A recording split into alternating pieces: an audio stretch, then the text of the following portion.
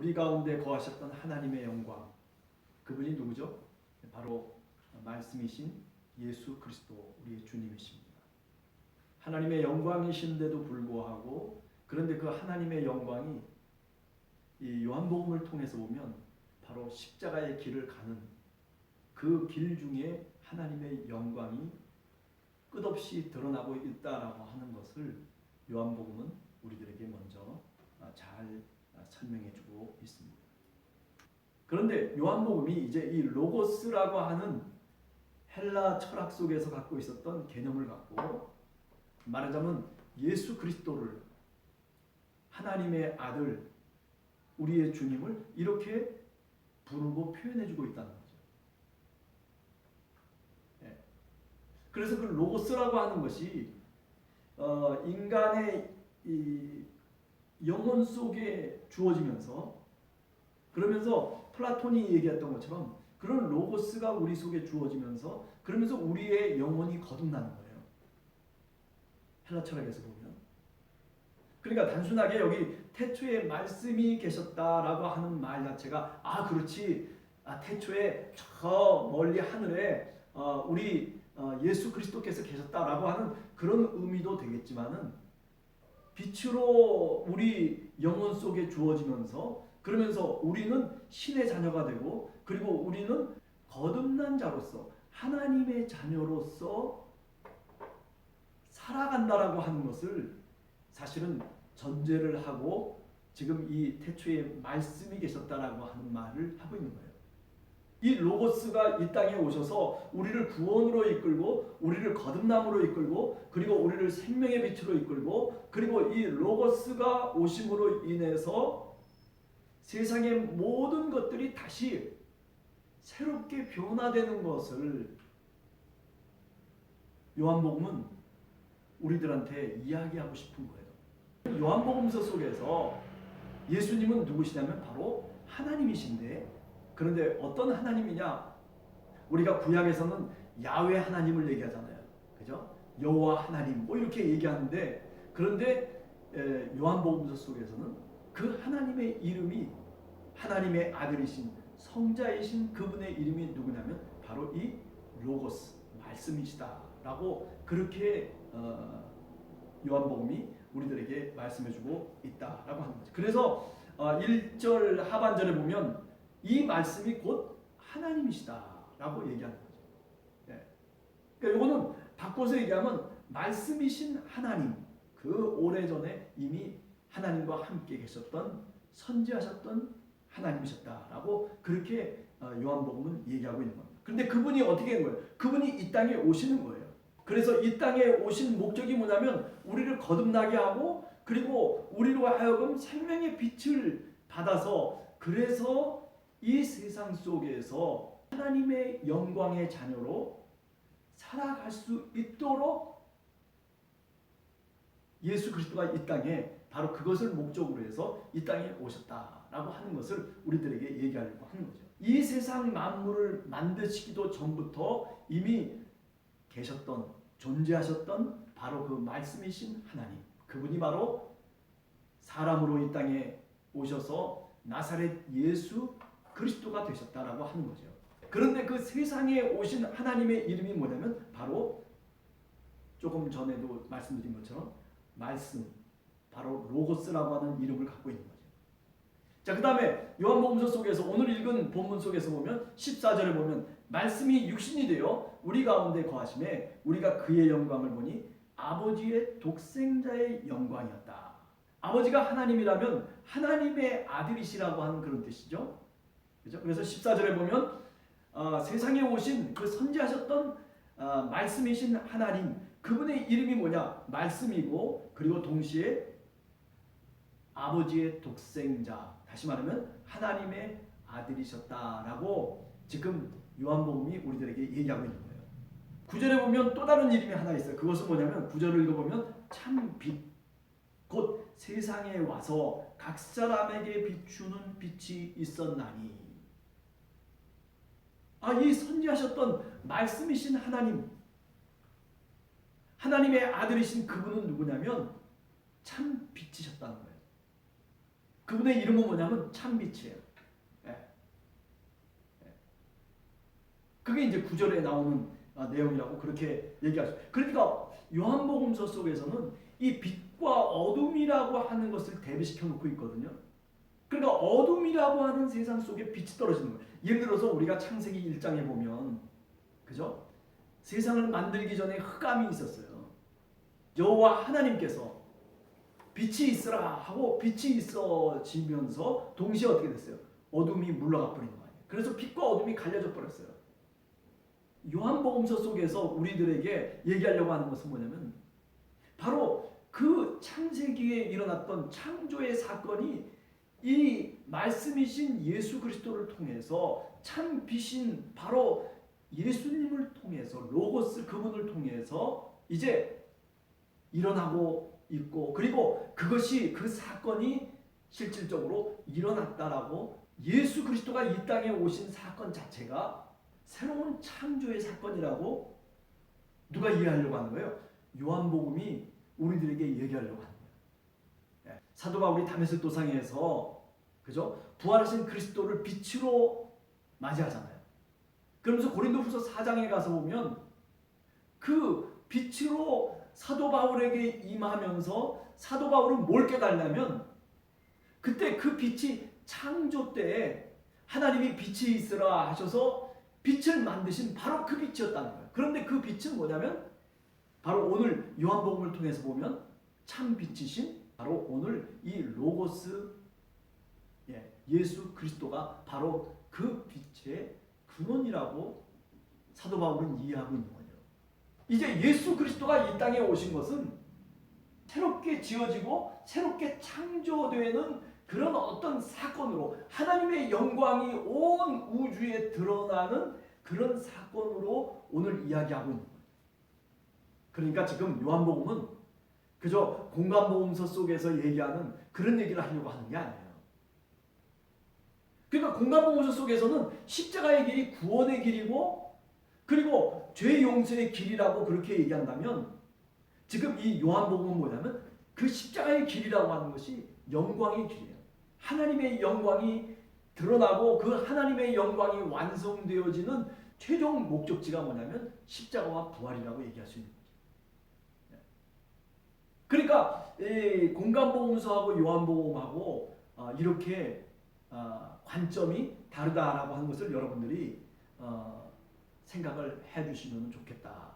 예수님이 이 땅에 오셔서 십자가의 길을 가시는 그 예수님의 삶이라고 하는 것이 단순하게 고난과 고통 속에서 마귀의 시험을 이기면서 나가는 그런 길이 아니라 하나님의 뜻을 실천하고 그리고 하나님의 영광이 드러날 수 있도록 새롭게 온 우주를 창조해내는 창조주 하나님의 대리자로서의 삶을 살아가는 것이 바로 이 요한복음이 우리들에게 얘기하려고 하는 예수님의 삶이에요.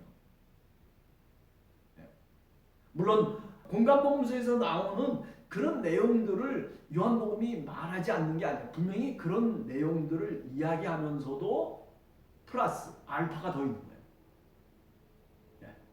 그것보다 더 높은 차원의 영적인 의미를 요한복음은 우리들에게 얘기하려고 하는 거다라고 하는 거예요. 자, 그 다음에 자료를 보시면은 하나님은 하나님인데 하늘에 선지하셨던 말씀 하나님. 그 다음 두 번째가 뭐냐면 세상이 알지 못했던 하나님. 세상이 무지했던 하나님. 알지 못했어요. 무지한 세상. 세상과의 연관성 속에서 지금 이 요한복음은 이 예수 그리스도 로고스이신 그 하나님 그분을 어떻게 이해하려고 하냐면은 우리가 29절과 36절을 보면 1장 29절을 읽어보면 이렇게 얘기하고 있잖아요. 세례자 요한이 예수님이 세례자 요한에게 나오시는 것을 보시면서 그러면서 뭐라고 얘기합니까? 보라 세상 죄를 지고 가는 하나님의 어린 양이로다. 세상 죄를 지고 가는 하나님의 어린 양이다. 36절에도 마찬가지예요. 36절에도 예수께서 거느심을 보고 세례자 요한이 또 예수님을 보면서 얘기합니다. 보라, 하나님의 어린 양이로다. 세상 죄를 지고 가는 하나님의 어린 양. 그런데 문제는 뭐냐면 그 세상의 죄를 지고 가는 그 하나님의 어린 양을 몰랐다는 거죠. 세례자 요한이 저가 바로 하나님의 어린 양이다, 어린 양이다, 그렇게 손가락질하면서 가리키고 있음에도 불구하고 많은 사람들은 그를 따르지 아니하는 거죠. 누가 따랐어요? 36절 35절 여 어간을 보면 뭐라고 얘기하고 있냐면 바로 그 세례자 요한의 두 제자가 그 세례자 요한의 얘기를 듣고 37절에 보면 두 제자가 그의 말을 듣고 예수를 따랐다. 그 두 제자가 누구냐면은 누구예요? 안드레와 그리고 누구예요? 빌립이죠. 그죠? 그래서 안드레가 베드로를 끌고 오고 빌립이 다시 나다나엘을 끌고 들어오는 거죠. 그죠? 그러니까 요한복음서 속에서는 세상이 바로 그 세상 죄를 지고 가는 하나님의 어린 양을 몰랐다는 거예요. 몰랐다는 거예요. 세례자 요한이 가리키면서 저가 하나님의 어린 양이라고 그렇게 말하고 있음에도 불구하고 많은 사람들은 그를 따라가지 않는 거예요. 단지 세례자 요한의 제자 중에 특별히 두 명의 사람, 그죠? 안드레와 빌립이 바로 그 세례자 요한의 증언을 듣고 어떻게 했어요? 돌이켰어요. 이제는 세례자 요한을 쫓아가는 것이 아니라 누구의 제자가 되는 거예요? 바로 말씀이신 예수 그리스도의 제자로 쫓아가기 시작한 거죠. 그러니까 세상이 이 하나님을 알지 못했다라고 하는 것을 얘기하고 있는 거죠.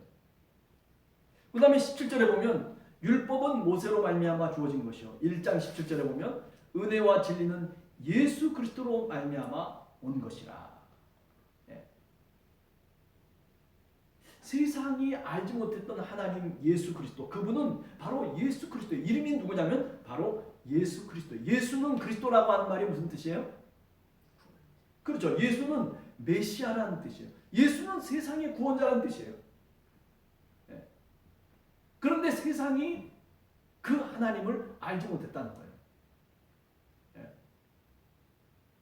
또 14절에 보면 뭐라고 얘기할 수 있어요? 14절을 읽어보면 말씀이 육신되어 우리 가운데 거하심에 우리가 그의 영광을 보니 아버지 독생자의 영광이요. 이건 뭐냐면 아버지의 영광이 누구냐면 바로 예수 그리스도 말씀이신 하나님, 바로 그분이었다는 거예요. 그런데 어떻게 됐어요? 세상이 그를 거부하고 어둠이 그를 거부하면서 세상이 그를 알지 못했다. 하나님의 영광이 왔음에도 불구하고 그 하나님의 영광을 알지 못했다라고 하는 게 참 이상한 거죠. 자, 그러면서 생각을 해봐요. 좀 이야기가 굉장히 성수적인 이야기로 다시 돌아갑니다만은 어떻게 얘기할 수 있냐면 하나님의 영광이 예수님 시대에는 어디에 있는 거냐면 온 우주에도 물론 있다라고 그렇게 얘기할 수도 있겠지만, 그러나 유대인들의 입장에서 보면 하나님의 영광은 어디에 있는 거예요? 예루살렘 성전에 있는 거예요. 네? 하나님의 영광이 예루살렘 성전에 있는 거예요. 왜? 그 속에 지성소가 있잖아요. 그죠? 그 지성소 속에 하나님의 영광의 보좌가 있는 거란 말이죠. 네. 그러니까 그 당시 예수님 당시에 많은 사람들은 예루살렘 성전을 보면서 하나님의 영광을 느끼고 그리고 하나님의 영광의 임재를 이야기하고 그랬어요.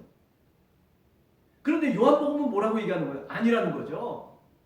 예루살렘 성전이 하나님의 영광이 임하는 곳이 아니라 하나님의 영광은 바로 예수 그리스도 그분이 하나님의 영광이었다는 거예요.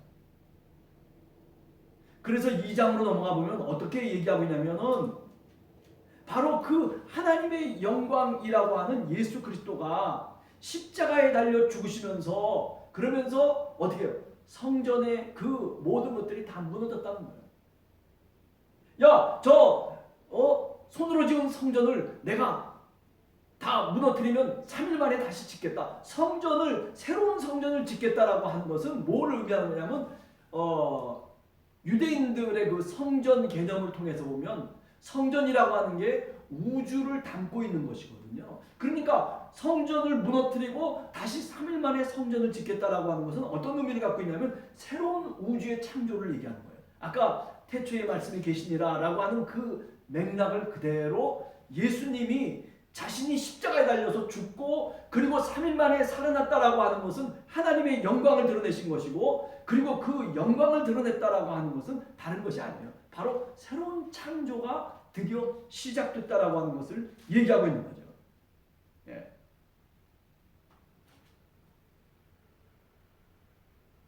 자, 그래서 우리가 2장을 한번 보시면요, 2장 19절 이하를 보면 이렇게 얘기해요. 예수께서 대답하여 이르시되 너희가 이 성전을 헐라. 그러면 내가 사흘 동안 일으키리라.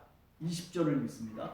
유대인들이 이르되 이 성전은 46년 동안 지었거늘 네가 3일 동안에 일으키겠느냐 하더라. 21절 그러나 예수는 성전된 자기 육체를 가리켜 말씀하신 것이라. 22절 죽은 자 가운데서 살아나신 후에야 비로소 제자들이 그 말씀이 무엇인지를 기억하고 성경과 예수께서 하신 말씀을 믿었더라. 예수님이 하신 말씀은 어떤 얘기냐면 세상에 이렇게 무지한 사람들, 알지 못하는 사람들이 깨닫지 못하도록 주님께서 말씀하여 주시는 거죠. 말씀을 깨닫지 못하는 거예요, 세상 사람들은. 그죠? 자기를 가리켜서 말씀하신 것이다라는 거죠. 그러니까 성전이라고 하는 게 이제는 무너지고 자기 자신 예수 그리스도가 바로 내가 하나님의 성전이라는 거예요. 내가 하나님의 성전이라고 하는 것은 어떤 뜻이냐면 바로 새롭게 이제 이 성전이 무너지고 지금 보이는 예루살렘 성전이 이제 하나님의 영광이 있다라고 그들이 유대인들이 믿고 있는 그 믿음이 헛된 것이고 그것이 잘못됐다라고 하는 거죠. 그것이 무너지면서 이제 새롭게 하나님의 영광의 광채가 이제 새롭게 새 성전을 통해서, 다시 말하면 예수 그리스도를 믿는 믿음을 통해서 하나님의 영광이 드러날 것을 지금 요한복음은 우리들에게 말씀하고 있다라고 하는 거죠. 그러니까 이런 내용들을, 이런 예수님의 말씀을 세상은 알 수도 없었고 그리고 이해하려고 하지도 않은 것이죠. 그것을 가리켜서 5절에서 1장 5절에서 뭐라고 얘기하냐면 바로 빛이 왔음에도 불구하고 그런데 어둠이 그 빛을 거부하고 어둠이 그 빛을 깨닫지 못했다라고 하는 말로 표현해주고 있는 겁니다. 그러니까 어떤 면에서는 이 참빛을 영접하지 않은 어둠의 세상을 요한복음은 우리들에게 이야기하고 있는 거죠. 자, 그래서 밴드 두 번째 자료에 가보면 어둠의 세력들 해서 5절의 말씀을 한 번 더 생각을 해보려고 합니다. 자, 요한복음을 쭉 통해서 보면 이 어둠의 세력들이 사실은 세상을 지배하고 있어요. 네? 예수님이 그 어두운 세상 가운데서 빛으로, 참빛이라고 그랬잖아요. 생명을 살리는 빛이라고 그랬잖아요. 그죠? 그 빛이신 예수님께서, 로고스 말씀이신 그 하나님께서 어두운 세상 가운데 빛으로 활동하시는 거예요. 그게 요한복음의 관점이에요. 공간복음서 속에서는 예수님은 누구예요? 예수님은 구원자로서 이 세상 속에서 말하자면 십자가를 지고 그 주님의 하나님 아버지의 뜻을 이루기 위해서, 그래서 십자가를 향해서 가고 있는 뭐 선지자라고 그럴까요? 또는 하나님의 아들이라고 그럴까요? 그죠? 뭐 그렇게 우리가 얘기할 수 있는데 반해서 요한복음은 그게 아니에요. 요한복음은 그런 얘기가 아니라 예수님 자신이 빛이세요. 말씀이세요. 그런데 이 세상은 뭐냐면 이 세상은 어두운 세상이에요. 캄캄한 세상이에요. 어둠의 세력들이 지배하고 있는 세상이란 말이에요. 그러니까 이제 요한복음을 우리가 읽을 때에는 이런 관점을 좀 더 생각하면서 요한복음을 읽어야지 비로소 우리가 요한복음의 이야기를 정확하게 이해할 수가 있게 되는 겁니다. 그래서 11절에 보면 생명의 빛을 거부한 이 땅의 모습을 얘기하고 있어요. 11절에 보면 뭐라고 얘기합니까? 자기 땅에 오매 자기 백성이 영접하지 아니하였다. 네. 어둠의 세상에 빛이 비춰졌어요. 그런데도 불구하고 문제는 뭐냐면 이 땅에 어둠의 세력을 잡고 있는 그 모든 사람들이 그 빛을 거부하고 있는 거예요. 그러나 거부한다고 거부가 돼요? 안 되죠. 요한복음을 통해서 보면 세상이 주님을 거부하고 있어도 빛이 하늘에서부터 땅으로 내려오는 거예요. 그게 뭐예요? 자, 한번 보세요. 밴드 자료 두 번째 보시면은 바리새인 니고데모 3장에 나오는 니고데모의 얘기를 잠깐 얘기했죠. 그 다음에 또 4장에 수가성의 사마리아 여인, 그 다음에 5장에 베데스다 연못에 38년 된 병자. 여러분 생각해 보세요. 가만히. 네. 어두운 세상에 빛이 비쳤다는 거예요. 바리새인이고 유대인의 관원인 니고데모. 어두움 속에서 예수님을 찾아오잖아요. 3장에 보면 그저 그 니고데모가 어두움 속에서 주님을 찾아와요. 어두움의 세력 속에 있는 니고데모였어요. 그런데 이 니고데모가 나중에 예수님이 죽으시고 난 다음에 그죠? 우리가 잘 알듯이 몇 장이에요? 19장 38절 39절을 보면 어떻게 돼요? 39절을 보면 일찍이 19장 39절을 보면 일찍이 예수께 밤에 찾아왔던 니고데모도 몰약과 침향 섞은 것을 100리터쯤 가지고 예수님의 그 무덤으로 찾아왔다는 거예요. 그래서 어떻게 됐어요? 새벽에 사람이 된 거예요. 빛의 사람이 된 거예요. 아리마대 요셉뿐만 아니라 이 니고데모가 밤에 찾아왔다라고 되어 있잖아요. 39절에 보면 19장 39절 밤에 찾아왔던 나이인데 그런데 어떻게 됐어요? 지금은 이제 이 니고데모가 새벽의 사람으로 바뀌어지고 있는 거예요. 아니 낮의 사람으로 바뀌어지고 있는 거예요. 그러니까 어두운 세상 속에서 많은 사람들이 살아가고 있음에도 불구하고 하나님의 빛이 니고데모가 맨 처음에 찾아올 때는 밤에 찾아왔지만은 그러나 그 하나님 예수 그리스도 로고스의 빛이 그 니고데모의 영혼 속에 들어가면서 그러면서 그가 이제 마지막 예수 그리스도께서 죽으시는 그 장사 지내는 그 무덤으로 빛의 자녀로 찾아오는 게 이게 이제 말하자면 어두운 세상에 빛이 비치는 장면들이죠. 또 우리가 4장에 보면 수가성 사마리아 여인 얘기 알잖아요. 그죠? 남편이 5이나 되고 지금 있는 남편도 네 남편이 아니고 뭐 물을 길러 왔는데 뭐 이러쿵저러쿵 얘기가 복잡해요. 그런데 이 여인이 예수 그리스도를 만나고 난 다음에 아주 내용은 간단해요. 예수 그리스도를 통해서 예수님의 말씀을 통해서 어떻게 돼요? 그가 바뀌어지는 거잖아요. 어둠 속에 살아갔던 여인인데 그런데 이제 예수님의 빛을 받으면서 그러면서 그가 이제 빛의 자녀로 바뀌어지는 거예요. 그래서 우리가 4장을 읽어보면 우리가 4장 29절 같은 데 보면 뭐라고 얘기합니까? 물동이를 버려두고 그리고 많은 사람들에게 그 사마리아 동네로 들어가서 사람들에게 뭐라고 29절에 얘기하고 있어요. 내가 행한 모든 일을 내게 말한 사람 그를 와서 보라. 그가 바로 그리스도가 아니냐. 이제 예수님을 믿지 못하고 그리고 예수님이 누구인지도 모르고 어둠의 세력 속에서 살고 있었던 어둠의 자녀였었는데 그죠? 남편이 5이나 더 되는 지금 있는 남편도 자기 남편이 아니라고 얘기할 정도로 그렇게 허랑방탕하게 살아가는 한 여인이었는데 그런데 문제는 뭐냐면 오늘 지금 그 여인이 예수님 말씀이신 바로 그분을 만나면서 어떻게 되어버리냐면 이렇게 빛의 여자로 바뀌어지는 거예요. 뭐라고 얘기합니까? 그분이 바로 그리스도다. 와서 보라. 라고 하는 증인으로서의 삶으로 바뀌어지고 있는 것. 이것들이 다 뭐냐면 요한복음서 속에서는 어둠에서 빛으로 나오는 모습을 그려주고 있는 거죠. 그러니까 우리가 요한복음을 읽으면서 예수님을 믿는다라고 하는 것은 뭐냐면 결국 어둠에 있던 우리들이 어디로 빠져나오는 거예요? 빛으로 나오는 것을 의미하는 거예요.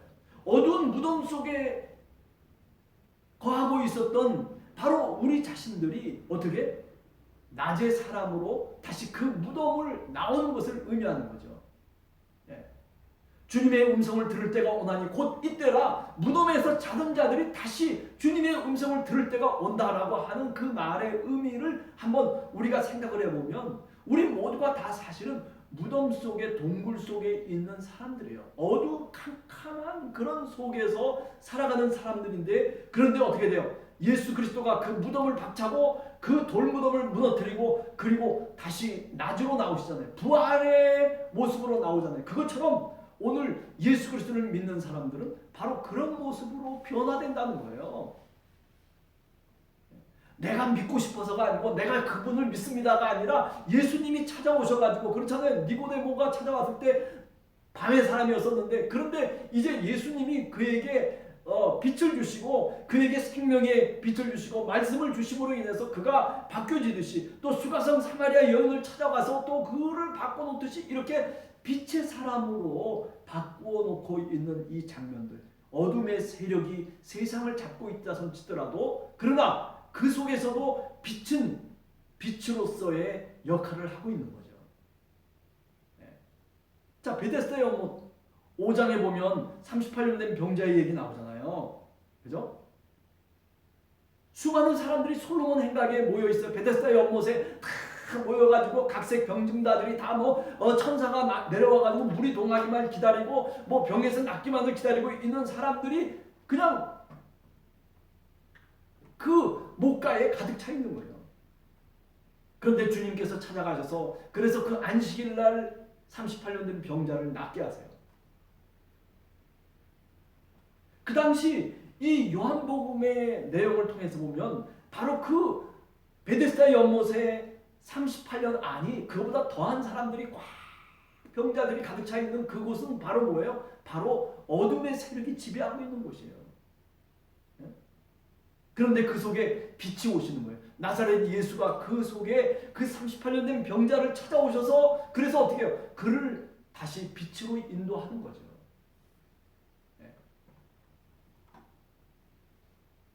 그래서 결국 거듭난 빛의 자녀로 그들을 인도하고 그리고 그들이 새로운 창조물로서 새로운 피조물로서 살아갈 수 있도록 그죠?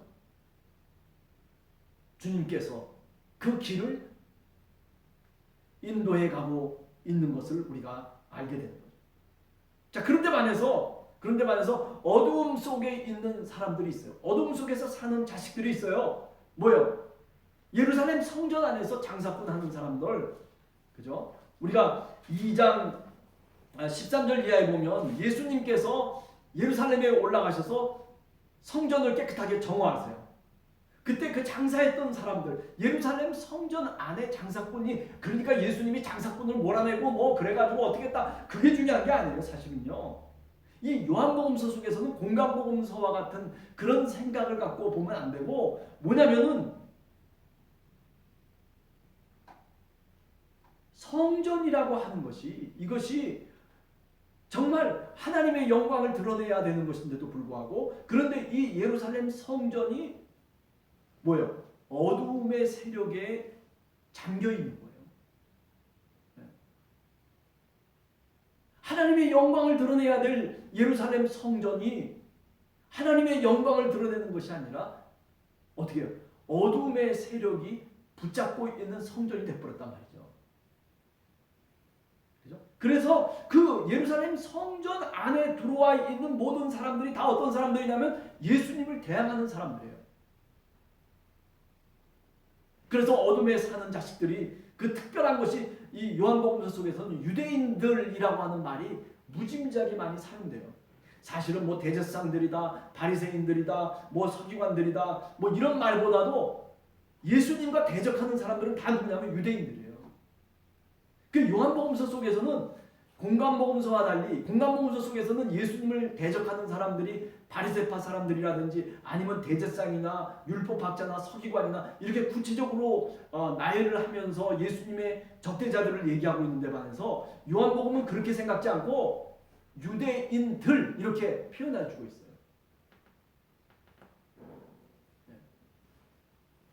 그러니까 이건 뭘 의미하는 거냐면 보편적인 얘기를 하는 거예요. 유대인들 그 모두가 다 뭐냐면 예수님의 적대자예요. 빛으로 오신 예수 그리스도 말씀이시고 로고스이신 바로 그 하나님을 적대하고 빛이 왔음에도 불구하고 어둠이 그죠? 그 빛을 거부하고 있는 그 장소가 어디냐면 바로 예루살렘 성전인 거죠.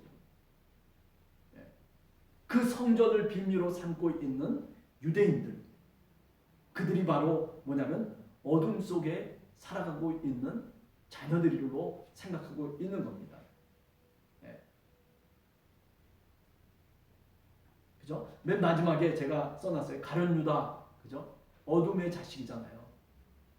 우리가 요한복음 13장을 얘기하면서도 14장까지 쭉 얘기하면서 그런 얘기를 했잖아요. 떡을 떼고 난 다음에, 그죠? 그가 어디로 갔어요? 그가 바로 그 제자들을 떠나버리잖아요.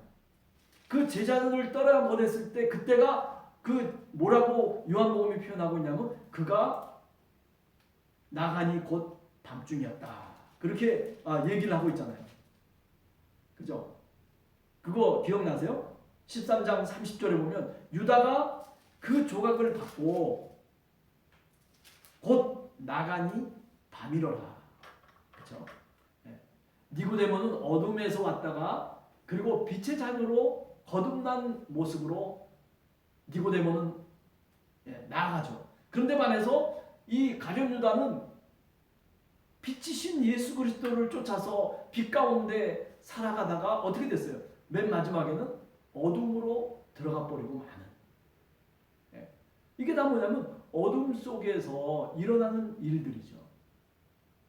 그러니까 예수님의 삶이라고 하는 것은 요한복음을 통해서 보면 어둠 속에 있는 이 세상 가운데 주님이 말씀하시고 주님이 행동하시고 주님이 걸어가시며 주님이 일으키신 그 사건들이 다 뭐냐면은 7가지의 표적과 7가지 내가 누구다라고 하는 그 말씀과 표적이 다 뭐냐면은 바로 빛이라고 하는 거죠. 빛. 빛을 어둠 속에 비치고 있는 거예요. 아니 이 내용은 뭘 의미하는 거냐면 바로 새롭게 세상을 향해서 하나님이 빛이 있으라 하면서 빛이 있으라 빛이 있으라 빛이 있으라 이렇게 새롭게 창조해내는 하나님의 창조 행위를 요한복음은 우리들한테 말하고 있다라고 그렇게 감히 생각해 볼 수 있는 겁니다. 오늘은 여기까지만 하겠습니다. 말씀이 육신이 돼서 우리 가운데 거하시는 바로 로고스이신 하나님. 그 하나님이 그저 단순하게 우리가 공관복음서에서 읽고 보는 것처럼 그렇게 요한복음서에서는 예수 그리스도를 우리가 그렇게 이해하는 것이 아니에요. 보다 더 우주적이고 보다 더 영적인 그런 시각을 통해서 좀 더 예수님을 우리가 이해하려고 해야 된다라고 하는 거죠. 따라서 사순절 기간 동안 우리가 주님의 십자가를 따라가더라도 이 요한복음은 그냥 고난을 향해서 간다라고 하는 그런 생각이 아니라 하나님의 영광이 이제 새롭게 하나님이 빛으로 그래서 결국 그 십자가 위에서 요한복음을 통해서 보면 예수님이 뭐라고 얘기하냐면 다 이루었다고 얘기하는 거예요. 공관복음서 속에는 이런 얘기가 안 나와요. 요한복음서 속에서는 예수님이 십자가 위에서 마지막 하시는 말씀이 뭐냐면 목마르다 다 이루었다 딱 이렇게 그냥 끝내버리는 거예요.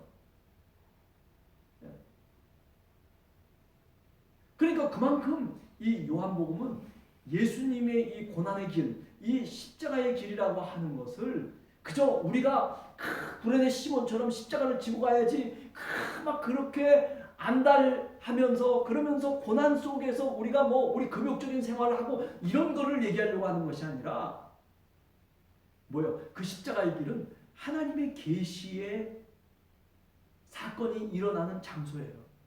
예수님이 걸어가시는 그 걸음걸이가 하나님의 영광이 드러나는 것이고 하나님의 말씀의 계시가 떨어지는 곳이고 그 예수 그리스도가 걸어가시는 그 십자가의 길이라고 하는 것은 그죠? 단순하게 고난과 고통을 참으면서 그래서 내가 겟세마네 동산에서 그냥 그 고뇌 속에서 아버지의 뜻대로 하시옵소서라고 그렇게 결정하고 나가는 그 십자가의 길이 아니라 이것은 하나님이 세상을 새롭게 창조하시고 그리고 예수 그리스도를 쫓아가는 많은 사람들에게 하나님의 빛과 영광을 나타내시며 그리고 우리를 통해서 하나님의 자녀 삼으시는 그런 하나님의 사랑이라고 하는 관점에서 사실은 이 십자가의 길을 얘기하고 있다라고 하는 점이죠.